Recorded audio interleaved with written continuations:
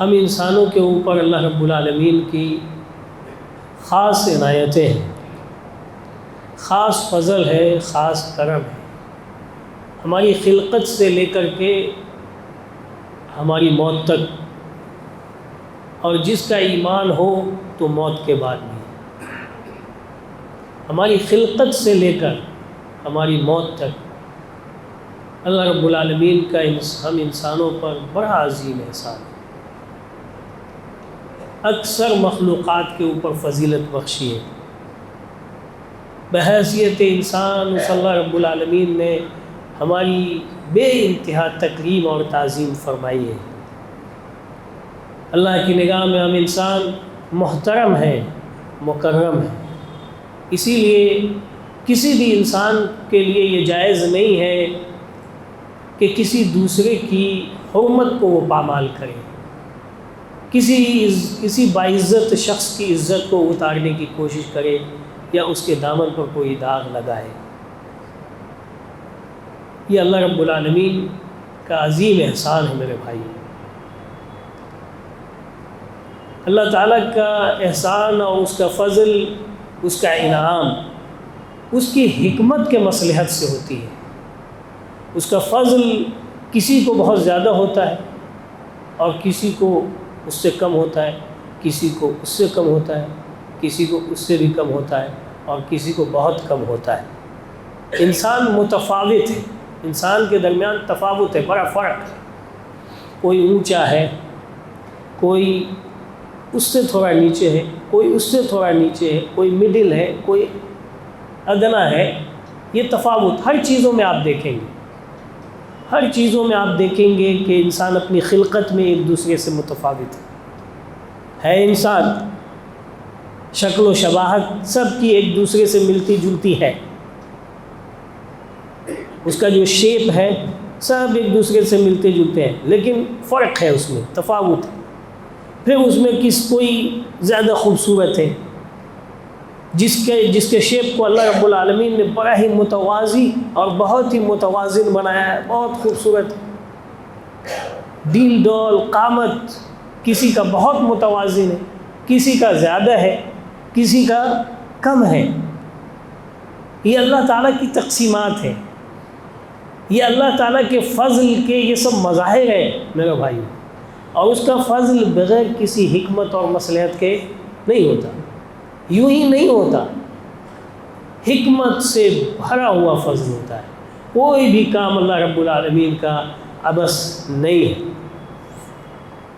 اس لیے یہ جو روزیاں ہیں، یہ جو ارزاق ہے، یہ جو مال کی عنایت اور اس کی داد و دہش ہے، اس میں بھی دیکھیے کتنا بڑا تفاوت ہے، اس میں بھی تفاوت ہے، فرق ہے۔ ہم سب ایک ساتھ زندگی گزارتے ہیں، ایک ہی گھر میں زندگی گزارتے ہیں، ہم سگے بھائی ہیں، لیکن جہاں کاؤنٹر الگ ہوتا ہے دونوں کی قسمتیں الگ ہو جاتی ہیں، بھائیوں کی قسمتیں الگ ہو جاتی ہیں۔ جس کی قسمت میں زیادہ لکھا ہوتا ہے اللہ رب العالمین اس کے اوپر برسانا شروع کر دیتا ہے، جس کی قسمت میں کم لکھا ہوتا ہے اب اس کی روزی، اس کا مال کم ہونا شروع ہوتا ہے۔ یہ اللہ کی تقسیم ہے، اس لیے جھگڑنا نہیں چاہیے۔ اکثر جب کاؤنٹر چینج ہوتا ہے، لوگ بھائیوں کے اوپر ایک دوسرے کے اوپر بے ایمانی کا الزام لگا دیتے ہیں کہ بے ایمانی کر لیا تو مار لیا۔ ہوتا ہے معاشرے میں، ایسا ہوتا بھی ہے معاشرے کے اندر، لیکن نہیں، اللہ کی تقسیم پر راضی ہونا چاہیے۔ یہ ہے قناعت۔ قناعت اور صبر اور رضامندی، یہ کیسے آئے گی ہمارے اندر؟ ہم کیسے اس کو حاصل کر سکتے ہیں، اور کیسے اللہ کی دی ہوئی نعمت اور اس کی رزق کے اوپر ہمیں اطمینان حاصل ہو سکتا ہے؟ اس میں ایک سب سے بڑا سبب، سب سے بنیادی سبب یہ ہے کہ ہم یہ ایمان رکھیں اور ہم یہ علم یقین رکھیں کہ یہ جو تقسیمات ہیں وہ صرف اور صرف اللہ رب العالمین کی تقسیم ہے، اس میں کسی بھی بندے کو کسی طرح کا کوئی اختیار نہیں ہے۔ یہ صرف اللہ کی تقسیم ہے۔ وہ جیسے میں نے مثال بیان کیا کہ خلقت میں تفاوت دیکھیے کتنی ہے، خلقت میں، اور وہ بھی ملک کے اعتبار سے تفاوت ہے۔ کسی ملک کی آب و ہوا الگ قسم کی ہے تو وہاں جو انسانوں کی خلقت ہے وہ الگ ہے۔ آپ افریقہ کو دیکھیے اور افریقہ کے تمام ملکوں کو پھر الگ سے دیکھیے تو ان کے اندر تفاوت ہے۔ ایشیا کو دیکھیے، مغرب کو دیکھیے، ان کی خلقت بالکل الگ ہے۔ یہ تفاوت ہے، یہ تقسیمات اللہ رب العالمین کی ہے۔ اسی طرح ارزاق ہے، یہ جو روزیاں ہیں یہ بھی اللہ رب العالمین کی تقسیمات ہے۔ اللہ کی حکمت، اپنی حکمت کے پیش نظر کسی کو زمین آسمان دونوں کی برکت سے نواز دیتا ہے۔ کچھ کرتا نہیں ہے، بولنے نہیں آتا، جواب دینے نہیں آتا، بولنے کو کچھ بولتا کچھ ہے، لیکن مال اس کے پاس خوب آ رہا ہے، خوب آ رہا ہے مال۔ تو مال اللہ تعالیٰ نے اس کو دینا چاہا ہے، یہ اللہ کی تقسیم ہے، اس میں ہمیں کسی قسم کا کوئی اعتراض نہیں ہونا چاہیے۔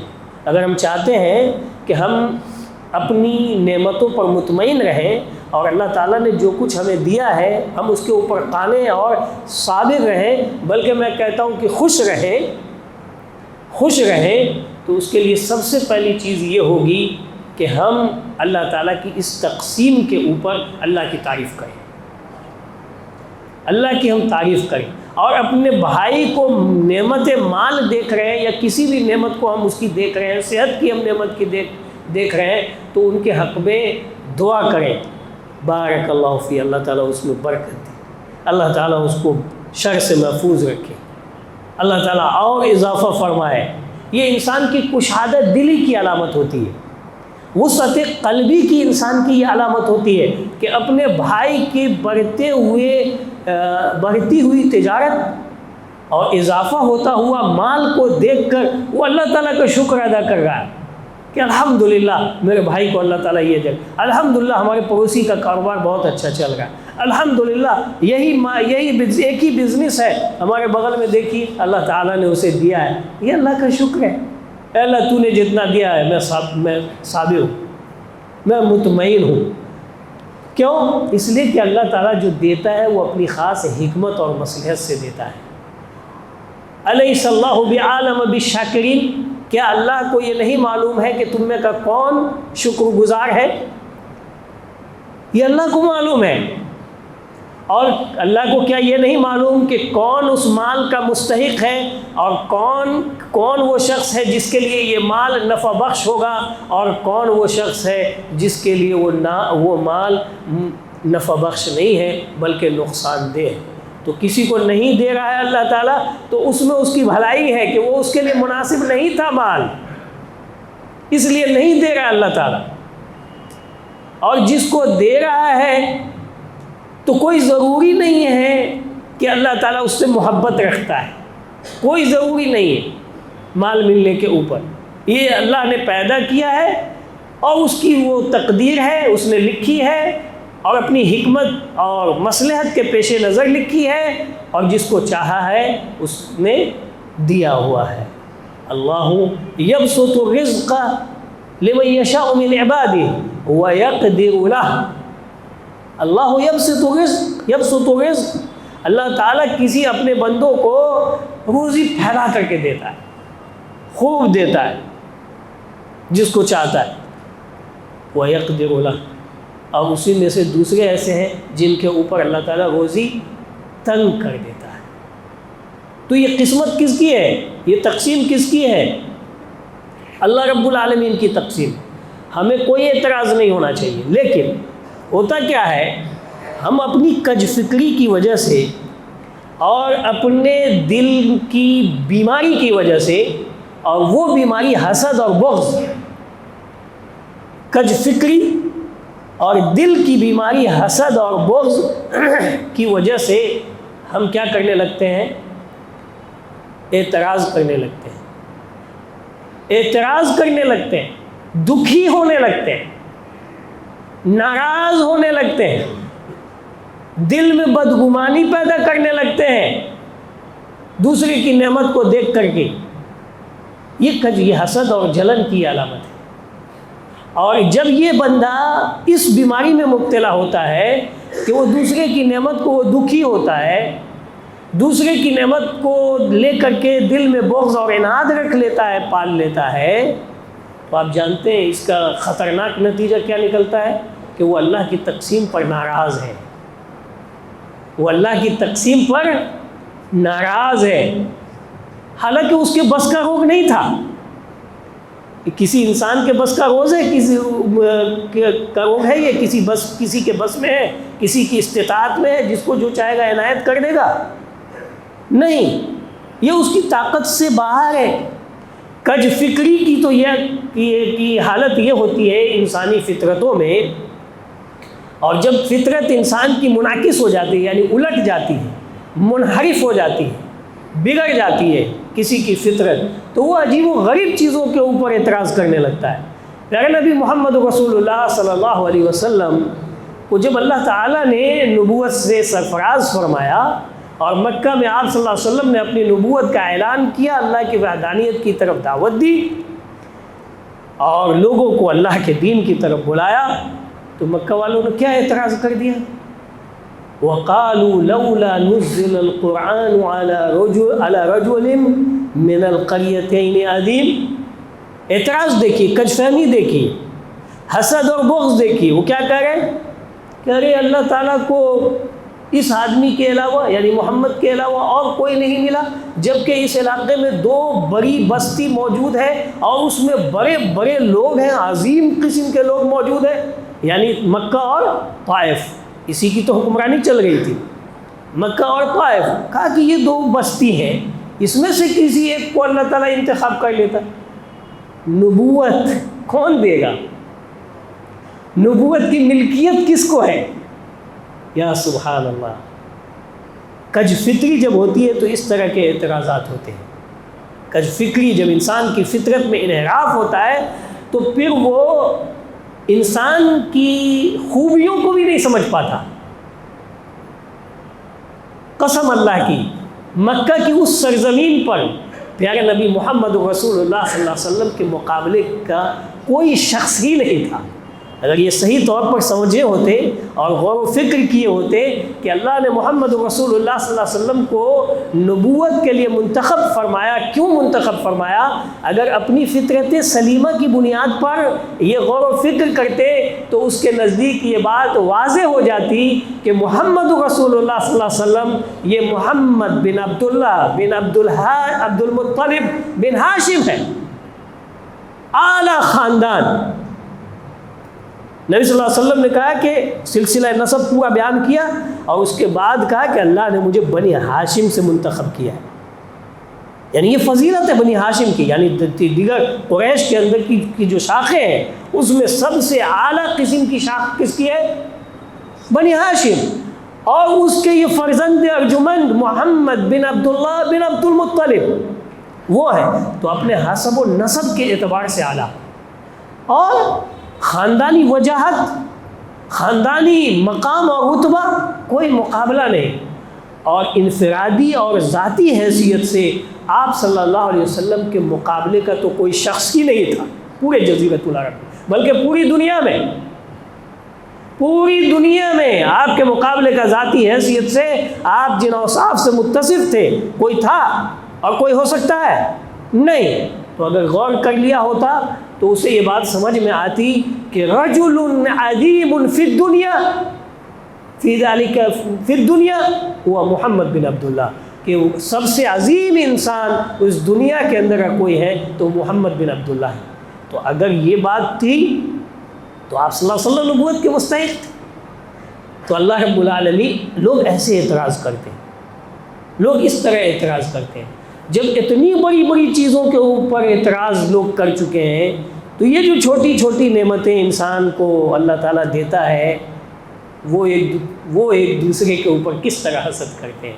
اسی لیے اللہ تعالیٰ نے اس کے بعد کہا اَيَقْسِمُونَ رَحْمَتَ رَبِّكَ، کیا یہ لوگ تمہارے رب کی، آپ کے رب کی رحمت کی تقسیم کا اختیار رکھتے ہیں؟ یعنی استفہام انکاری ہے کہ ان کو کوئی اختیار نہیں۔ ایقسمون رحمت ربک، کیا یہ لوگ آپ کی رب کی رحمت کی تقسیم کا اختیار کرتے ہیں؟ اختیار ہے ان کو، یعنی مطلب یہ ہے کہ انہیں کوئی اختیار نہیں ہے کہ وہ رب کی رحمت کی تقسیم کر سکے۔ اب پھر اللہ نے کہا نحن قسمنا بینہم معیشتہم فی الحیات الدنیا، ہم نے تمہارے درمیان، ہم نے تقسیم کی ہے تمہارے درمیان تمہاری معیشت کو، تمہاری زندگی کو ہم نے تقسیم کیا ہے، کس کو کتنا ملے گا، کس کو کم ملے گا، کس کو زیادہ ملے گا، کون زوال میں آئے گا، کون عروج میں آئے گا۔ نحن قسمنا بینہم معیشتہم فی الحیات الدنیا، دنیا کی اس زندگی میں ہم نے تقسیم کی ہے۔ اس لیے بھائیوں مطمئن رہو، ہمیشہ خوش رہو، ہمیشہ مطمئن رہو، اور اللہ سے مانگتے رہو، کوشش کرتے رہو، محنت کرتے رہو۔ اگر اللہ کی تقسیم اگر اپنے سائے میں لے لے گی تو ہم سمجھ جائیں گے کہ اللہ کی یہ عنایت ہے، اور شکر گزاری ہمارے اوپر واجب ہو جائے گی۔ تو یہ تقسیم اللہ کی اس دنیا کی زندگی کے اندر۔ اور بتایا وَرَفَعْنَا بَعْضَهُمْ فَوْقَ بَعْضٍ دَرَجَاتٍ، اور ہم نے بعض کو بعض کے اوپر درجات دیے ہیں، مرتبہ بڑھایا ہے۔ آپ دیکھیے ہے کہ نہیں ہے معاشرے میں، ایک انسان اپنی سوسائٹی میں اپنے جاہ و حشمت، اپنی اثر و رسوخ اور اپنے عوب کی وجہ سے ایک مقام اور مرتبے پہ رہتا ہے، اس مرتبے پر دوسرا آدمی نہیں پہنچتا، اس لیے وہ آدمی مجلسوں میں بلایا جاتا ہے، مجلسوں میں اس کی توقیر کی جاتی ہے، یعنی تعظیم کی جاتی ہے، فیصلے اس سے لیے جاتے ہیں، فیصلے ان کے پاس پہنچتے ہیں۔ یہ کیا ہے؟ رفعنا بعضهم فوق بعض، بعض کو بعض کے اوپر فضیلت دی ہم نے، تو کوئی حاکم بن جاتا ہے اور کوئی محکوم بن جاتا ہے، کسی کا رتبہ زیادہ ہوتا ہے، کسی کا رتبہ کم ہوتا ہے۔ یہ دنیاوی اعتبار سے ہے، کیوں؟ تاکہ دنیا کا نظام چلے گا، ورنہ دنیا کا نظام نہیں چل سکتا۔ دنیا کی یہ گاڑی کیسے چلے گی؟ دنیا کیسے حرکت کرے گی؟ لِيَتَّخِذَ بَعْضُهُمْ بَعْضًا سُخْرِيًّا، تاکہ ان میں سے بعض لوگ بعض کے کام آ سکیں۔ ایک دکان آپ کھولیے، آپ اکیلے کیسے چلائیں گے؟ جس چیز کی بھی آپ دکان کھولیے، بزنس کیجیے، اکیلے ممکن ہے آپ چلائیں گے؟ کاؤنٹر پہ آپ ہی بیٹھیں گے، مال آپ ہی پیکنگ کریں گے، موتیا گیری کر کے آپ ہی پہنچائیں گے، مال سارا آپ ہی کر لیں گے؟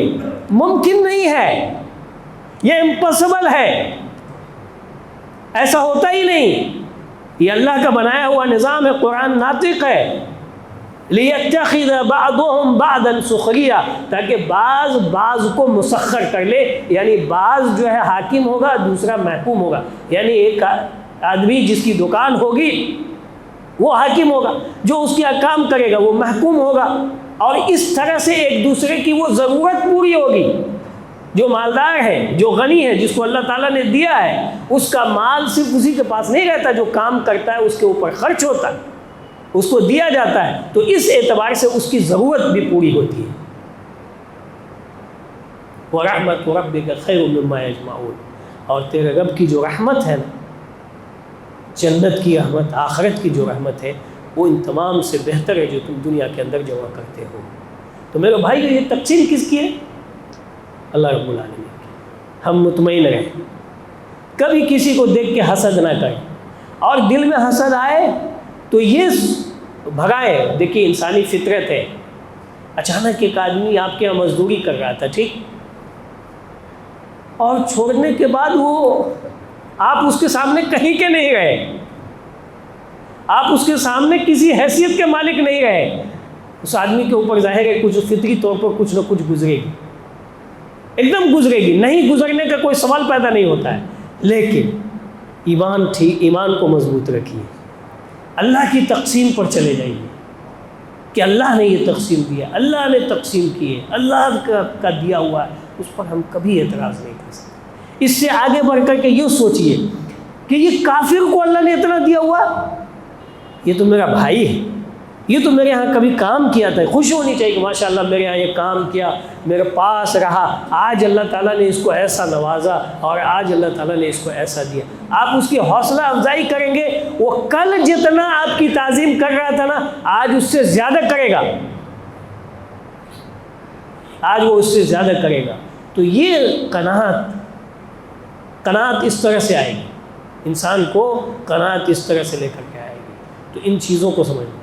دوسری چیز جو قناعت میں معاون ہے وہ ہم سمجھ لیں اچھی طرح سے. یہ مال، یہ غنا، مالداری اور یہ فقر و فاقہ، یہ اللہ تعالیٰ کی طرف سے آزمائش ہے، امتحان ہے. صرف نعمت ہی مت سمجھیے، یہ اللہ تعالیٰ کی طرف سے آزمائش اور امتحان ہے. یہ کون اس آزمائش اور امتحان میں پاس ہوگا؟ وَاعْلَمُوا أَنَّمَا أَمْوَالُكُمْ وَأَوْلَادُكُمْ فِتْنَةٌ وَأَنَّ اللَّهَ عِندَهُ أَجْرٌ عَظِيمٌ. یہ اموال، یہ اولاد، یہ فتنہ ہے تمہارے لیے، یہ تمہاری آزمائش ہے جو تمہیں ملی ہے. کیسے آزمائش ہے؟ مال سے شروع کرتے ہیں. کیسے آزمائش ہے؟ اللہ کے رسول صلی اللہ علیہ وسلم کی صحیح حدیث ہے، قیامت کے دن یہ قدم آگے نہیں بڑھے گا جب تک کہ یہ چند سوال اس سے نہ کر دیے جائیں. اس کی عمر کے بارے میں پوچھا جائے گا کہ جو عمر ملی فیما افنا، کہاں تم نے کھٹایا، کہاں کھپایا اس عمر کو تم نے. وہ شباب، اور یہ جو جوانی ملی فیما ابلا، کہاں لگایا اس جوانی کی قوت کو اور طاقت کو، اس ہمت کو کہاں لگایا، یہ سوال کیا جائے گا. وَعَنْ مَالِهِ، اور اس کے مال سے یہ پوچھا جائے گا، مال کے بارے میں. مِنْ أَيْنَ اكْتَسَبَهُ، سب سے پہلا سوال ہوگا کہاں سے کمائے. سب سے پہلا سوال ہوگا کہاں سے کمایا، یعنی اس کا روٹ دیکھا جائے گا. وَفِيمَا أَنْفَقَهُ، اب جب کمایا صحیح طریقے سے تو صحیح طریقے میں، صحیح راستے میں خرچ بھی کیا یا نہیں، یا کہیں اور لٹایا ہے، یا کچھ اور اس نے کیا ہے. تو وہ سوال ہوگا کہاں سے کمایا اور کدھر خرچ کیا، کس مد میں اس خرچ کیا، یہ پوچھا جائے گا. وَعَنْ عِلْمِهِ فِيمَا عَمَلَ، اور علم کے بارے میں پوچھا جائے گا کہ اس جو علم ملا تھا، شریعت کا علم لیا تھا، اس پر کتنا عمل ہے. تو یہ ابتلا ہے، یہ آزمائش ہے. یہ مال جو مل رہا ہے یہ آزمائش ہے. اس لیے دیکھیں گے کتنے لوگوں کو مال نے تباہ و برباد کر دیا. پہلے شراب نہیں پیتا تھا، نشہ نہیں کرتا تھا، بدکاری اور زناکاری کے اندر وہ انسان مبتلا نہیں تھا، لیکن جب اس کے پاس پیسے آئے تو دیکھیے حرام کے راستے کے اوپر چلا گیا. آزمائش ہے. پھر وہ شراب و کباب کی زندگی میں چلا گیا، بدکاری اور زناکاری کے اندر مبتلا ہو گیا، اور اس کے علاوہ اس کی کوئی حد نہیں. یہ تو اس کی ذاتی زندگی سے تعلق ہے، اور اس مال کی وجہ سے دوسروں کے اوپر جو ظلم کرنا شروع کرتا ہے انسان، وہ ایک الگ ہے. تو یہ آزمائش ہے میرے بھائیوں. یا ایھا الذین آمنوا لا تلہکم اموالکم ولا اولادکم عن ذکر اللہ. اے ایمان والو، یہ تمہارے اموال، یہ تمہاری اولادیں تمہیں اللہ کے ذکر سے غافل نہ کریں. کتنے ایسے لوگ ہیں مال والے، دیکھ لیجئے کتنے پابند ہیں، کتنے پابند ہیں. وہ نماز کے تینوں وقت ایک ہی ساتھ نماز پڑھ رہے ہیں. یہ کون سی نماز ہے تینوں وقت ایک ساتھ نماز پڑھنے کی؟ ان الصلاۃ کانت علی المؤمنین کتابا موقوتا، نماز کا وقت متعین ہے، اس وقت پڑھنا ہوگا. لا تلہکم اموالکم، اس پر تجزیہ کیجئے کہ اللہ تعالیٰ کہتا ہے کہ تمہارا مال تمہیں غافل نہ کر دے اللہ کے ذکر سے. مال کمانے میں لگے ہوئے ہیں، نہ نماز پڑھتے ہیں، نہ ذکر و اذکار سے مطلب ہے، لاپرواہی ہے دین سے. تو فتنہ ہوا یا نہیں فتنہ ہوا؟ مال تو کما لیں گے، لیکن کتنا کمائیں گے؟ جتنا کمائیں گے اتنا کھا بھی نہیں پائیں گے، اتنا پہن بھی نہیں پائیں گے، اور لے کے جانے کا تو سوال ہی پیدا نہیں ہو. صحیح، یہ فتنہ ہے. اسی طرح فقر و فاقہ، یہ فتنہ ہے. اگر کسی کو غریبی آئی ہے، اگر مال کی کمی ہو گئی، تو اللہ تعالیٰ کہتا ہے وَلَنَبْلُوَنَّكُمْ بِشَيْءٍ مِّنَ الْخَوْفِ وَالْجُوعِ وَنَقْصٍ مِّنَ الْأَمْوَالِ وَالْأَنفُسِ وَالثَّمَرَاتِ. ہم تو تمہیں ضرور بھی ضرور آزمائیں گے، آزمائیں گے، دیکھیں گے، خوف دے کر کے، بھوک پیاس کی حالت میں لے جا کر کے. وَنَقْصٍ مِّنَ الْأَمْوَالِ، مال کی کمی ہوگی، وَالثَّمَرَاتِ، قحط سالی آ جائے گی، سب کا آم کا پیڑ پھل لایا ہے، سب کے کٹہل کے پیڑ پھل دے گئے، سب کے سیب کے درختوں میں سیب پھلا ہوا، ہمارے باغ میں نہیں۔ نقص من الثمرات، سب کی دکان چل رہی ہے، ہماری نہیں چل رہی ہے۔ آزمائش ہے، آزمائش، حتیٰ کہ جان بھی جائے گی، اللہ تعالیٰ اس حالت میں کسی بچے کو لے جائے گا، کسی بچی کو لے جائے گا، خود بیمار پڑ جائیں گے، یہ ساری چیزیں ہوں گی، لیکن اللہ تعالیٰ کہتا ہے بشر الصابرین، وہ جو صبر کرنے والے ہیں ان کو صبر کہیے کرنے کے لیے، اور ان کو خوشخبری اور بشارت دیجیے۔ اس لیے اللہ کے رسول صلی اللہ علیہ وسلم کی حدیث ہے عجبا لامر المؤمن، عجبا لامر المؤمن، مومن کے لیے بڑی تعجب خیز بات ہے، ان امرہ کلہ خیر، اس کا سارا کا سارا معاملہ خیر اور بھلائی پر مبنی ہے۔ ان اصابتہ سراء، ان اصابتہ سراء شکر فکان خیرا لہ، وان اصابتہ ضراء فصبر فکان خیرا لہ، کہ مومن کا سارا معاملہ خیر پر مبنی ہے۔ اگر اسے کوئی خوشی پہنچتی ہے، اگر کوئی نعمت اسے ملتی ہے، فشکر، تو وہ شکر گزاری کرنے لگتا ہے اللہ تعالیٰ کا، اور بھی اس کے لیے بہتر ہے۔ اسی طرح اگر کسی کو تکلیف پہنچ جاتی ہے، ناپسندیدگی کے حالات آ جاتے ہیں، تکلیف دہ حالات آ جاتے ہیں، شدید حالات آ جاتے ہیں، سخت سے سخت مصیبت میں آ جاتا ہے، فصبر، تو وہ صبر کرتا ہے، فکان لہو خیرا، تو اس کے لیے یہ بہتر ہے۔ دونوں معاملہ بہتر ہوا یا نہیں ہوا؟ بہتر ہے، لیکن یہ ایمان ہوگا تب ہوگا۔ اس لیے کہا کہ لیس ذالک الا المؤمن، اور یہ مومن کے علاوہ کسی دوسرے کے لیے نہیں ہے۔ اس لیے میرے بھائیو، یہ وہ وسائل ہیں جو انسان کو قناعت کے اوپر رکھے، قناعت کے اوپر انسان رہ سکتا ہے۔ اور ایک چیز اور یہ ہے کہ ہم اپنی نگاہوں کو بچا کے رکھیں اور اپنے دل کی حرص اور طمع پر قابو رکھیں، اپنے دل کی حرص اور طمع پر قابو، یعنی لالچ۔ حرص اور طمع کا مطلب ہوا لالچی قسم کا دل، کسی کی نعمت دیکھا میرے پاس جو ہوتا، کسی کے پاس گیا اس کی نعمت ہی کو دیکھ کے وہ چکا چوندھ ہے، وہ حیران پریشان، اتنا ایسا گھر، ایسی گاڑی، ایسا، ولا قوت الا باللہ۔ یہ جو طبیعت ہے، یہ جو فطرت ہے، انتہائی خطرناک ہے۔ وہ آدمی کبھی سکون میں نہیں رہے گا، وہ کبھی سکون میں اس قسم کا انسان نہیں رہے گا جس کے دل کے اندر طمع ہو، حرص ہو، اور دوسری کی طرف دیکھنے کی اس کی عادت بنی ہوئی ہو۔ اس کی تفصیل ہم اگلے خطبے میں بیان کریں گے۔ یہ چند وسائل ہیں جن وسائل کو اگر ہم اختیار کریں گے تو آپ یقین رکھیے ہم سب بہت مطمئن رہیں گے اپنے حالات سے۔ خوش رہیے، مطمئن رہیے اپنے حالات سے، اللہ کا شکر ادا کرتے رہیے کہ اللہ تعالیٰ نے مجھے ایسا رکھا ہے۔ مال نہیں ہے، صحت ہے، شکر ادا کرو۔ مال نہیں ہے، صحت ہے، شکر ادا کرو۔ ہاسپٹل کے بیڈ پر نہیں ہو، بازاروں میں گھوم رہے ہو، اپنے بستروں پہ روکھی سوکھی کھا کر کے زندگی گزار رہے ہو، شکر ادا کرو، تم ان لوگوں سے بہتر۔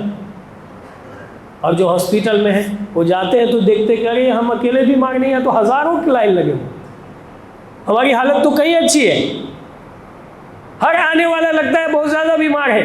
اپنے حالات پہ خوش رہو، ہمیشہ خوش رکھو اپنے آپ کو، تو انشاءاللہ تعالی ہم مطمئن رہیں گے۔ وَلَا تَمُدَّنَّ عَيْنَيْكَ، اور اپنی آنکھوں کو ادھر ادھر مت پھیرو۔ اللہ تعالیٰ ہم سبوں کو اپنے اپنے حالات کے اوپر قانع، صابر اور شاکر بنائے۔ آمین۔ اقول قولی ھذا استغفر اللہ لی ولکم ولسائر المسلمین فاستغفروہ انہ غفور رحیم۔